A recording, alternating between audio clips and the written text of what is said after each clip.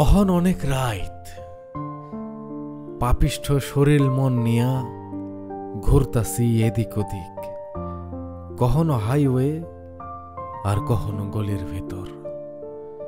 সিগারেটের আগুনে ঠোঁট পুরাইতেও বিরক্ত লাগতাছে, অনুশোচনা হইতাছে খুবই সামান্য।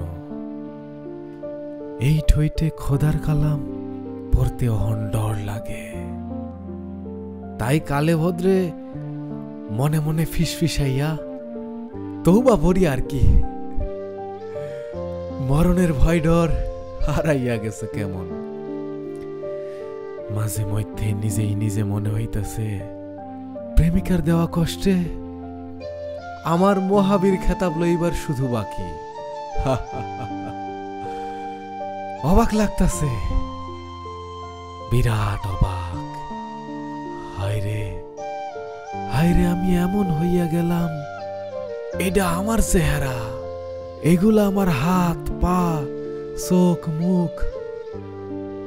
মানুষ দেখা আমারে আমসোসাল কয়, মাসুম বাচ্চারা আমারে দেখা ম্যাক্সিমাম ডরাইতাছে। আমার চুল দাড়ি এইসব নিয়ে কথা উঠতাছে পাড়ায় পাড়ায়।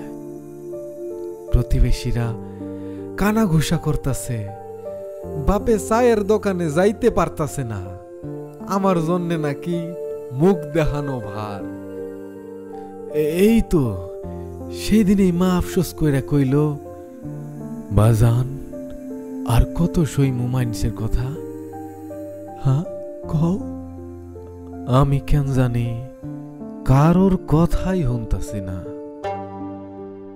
মা বাপের জন্য কষ্ট হয়, ভেতরটা খুব কান্দে খুব কান্দে, কিন্তু নিজেরে কেন জানি বদলাইতে পারলাম না। রাস্তার মাঝে হাঁটতাছি, বুজার মধ্যে মোরে মোরে কিছু কুইত্তা আর বিড়াল আমারে বসে একসাথে বৈশা একই পাউরুটি না খাইলে এরা আমার সন্ধান করে।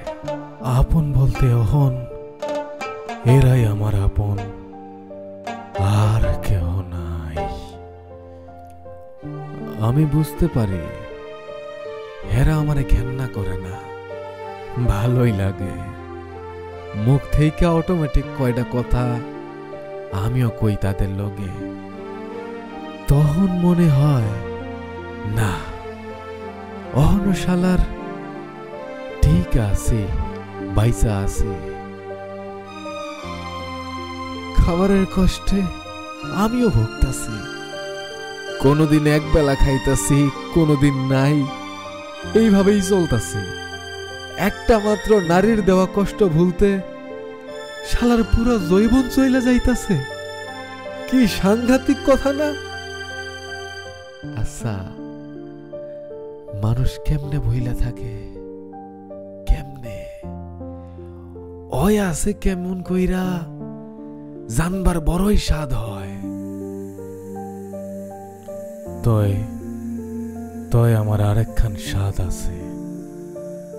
দেহ ঘড়ি থাইমা যাওনের আগে মারে একবার চোখ ভৈরা দেখা লইতাম, খুব শখ। বাবরি চুল আশ্রাইয়া পরিষ্কার ধবধবে দুধের মতন সাদা পাঞ্জাবি গায়ে দিমু, সুগন্ধি মাইখা ফজরের সলাৎ শেষ কইরা খোদার কালাম কইতে কইতে আম্মাজানের কাছে যাইয়া একবার কইমু, মা আমারে চিনছ? আমি তোমার বাজান, আমারে এক প্লেট ভাত দিবা মা, এক প্লেট ভাত দিবা? আমি বহুদিন না খাইয়া আছি মা, আমারে এক প্লেট ভাত দাও, এক প্লেট ভাত দাও।